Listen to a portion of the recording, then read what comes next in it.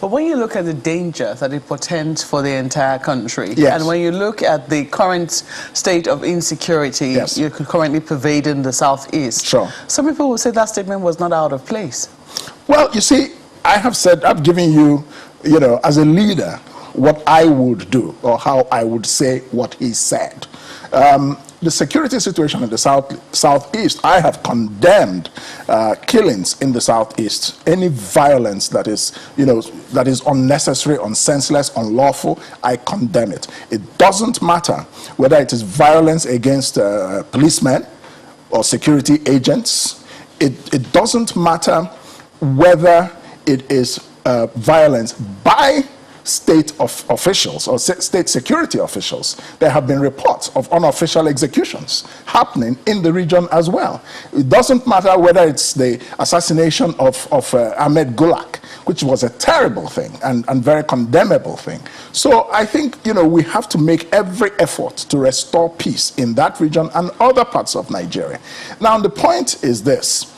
There are many places in Nigeria that are theaters of low-level war at this point, especially the Northeast.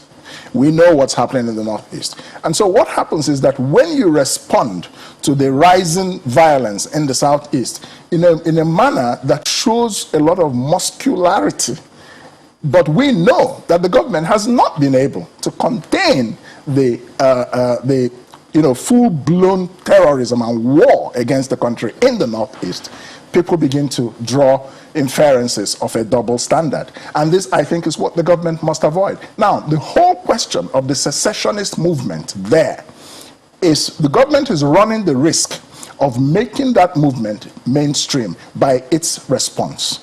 I think that the government should be able to invite, whether it's the IPOB or Sunday Igboho, all the secessionists, invite them to the table. They are essentially political agitators.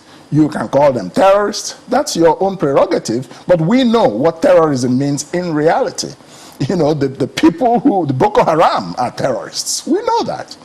So when people begin political agitation and you very easily throw terrorism at them, just because they are mouthing off and speaking in language that nobody likes, or insulting, their fellow citizens, that's their ways to handle those types of things. So you bring them to the table and say, what's the grouse? This country needs to be stable. This country needs to be peaceful. Can we address the agitation? Don't be afraid to address the core reason behind the agitation. That's because they are crying out for justice. They feel marginalized. What's wrong with addressing that issue? So I believe Nigeria should be one country and can function properly.